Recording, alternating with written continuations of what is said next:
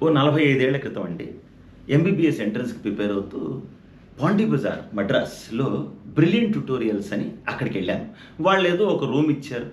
పాండీ బజార్‌లో షావుకార్ జనకర్ ఇల్లట నాకు తెలీదు. దానిపైన మేడ మీద ఒక పెద్ద హాల్‌లాగా ఉంది. అందులో 5, 6 బెడ్‌లు వేసేసారు. సరే ఇంక భోజనానికి బయలుదేరుతున్నాను. భోజనానికి బయలుదేరుతున్నప్పుడు అడిగాను, "ఏం అడగమంటారయ్యా?" అడిగితే నా పిల్లలున్నారుగా తోటి పిల్లలు వాళ్ళని అడిగాను. "ఏం లేదు, రోడ్డు మీదకెళ్ళి సాపాటు హోటల్ అని అడుగు వాళ్ళే చూపిస్తారని." సరే వెళ్ళాను. ఏదో సందుల్లో బృందావన హోటల్ అని ఒక పెద్దాయన చూపించారు. తినేసి ఫుడ్ బాగుంది వచ్చేసాను. రాత్రి మళ్ళీ 9కి బయలుదేరాను. 9కి బయలుదేరి ఎళ్ళబోతుంటే నా పక్కతను అడిగాడు, "ఏం అడుగుతావు?" అన్నాడు. "అదే నువ్వు పొద్దున చెప్పావుగా సాపాటు అని అడుగుతానంటే." "కొంపలు అంటుకుపోతాయా? మద్రాసులో సాపాటు అని రాత్రి అనకూడదయా? మధ్యాహ్నం ఓకే, రాత్రి సాపాటు అంటే వేరే అర్థం వస్తుంది. వేరే వేరే వేరే అర్థం. టిఫిన్ అని అడుగు. రోడ్డు మీదకెళ్ళి టిఫిన్ ఎక్కడ చేయాలి అని అడుగు. టిఫిన్ అంటే చూపిస్తారు."